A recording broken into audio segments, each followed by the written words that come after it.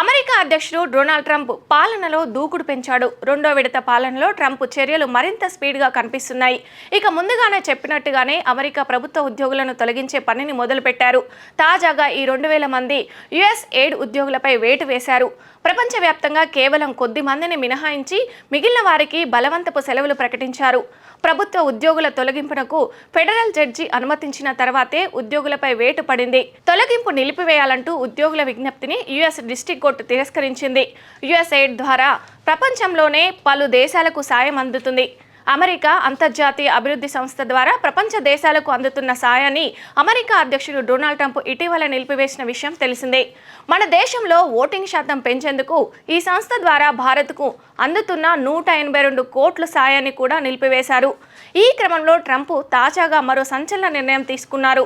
2000 మంది US aid ఉద్యోగులపై వేటు వేశారు. ప్రపంచవ్యాప్తంగా కేవలం కొంతమందిని మినహాయింపి మిగిలిన వారికి బలవంతపు సెలవులు ప్రకటించారు.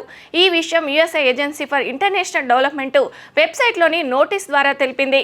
ప్రభుత్వ ఉద్యోగుల తొలగింపునకు ఫెడరల్ జడ్జి అనుమతించిన తర్వాత యుఎస్ ఎయిడ్ ఉద్యోగులపై వేటు విషయంలో ట్రంప్ యంత్రాంగం ముందుకెళ్లినట్లు తెలుస్తుంది.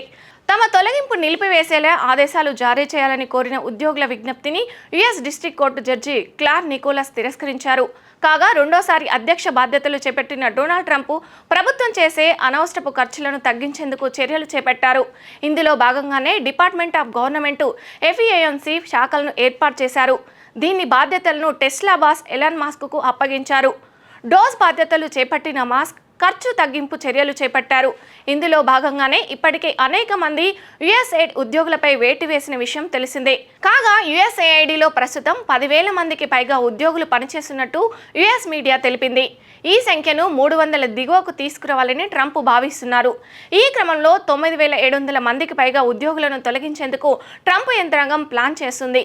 కేవలం 294 మంది మాత్రమే ఏజెన్సీలో పనిచేసేలా ట్రంప్ ప్రభుత్వం ప్రణాళిక సిద్ధం చేస్తున్నట్టు అంతర్జాతీయ మీడియా పేర్కొంటుంది. వీరిలో 12 మంది ఆఫ్రికా బ్యూరో, 8 మంది ఆసియా బ్యూరోలో ఉండేలా సవరణలు కూడా చేస్తున్నట్టు వార్తలు వచ్చిన విషయం తెలిసిందే.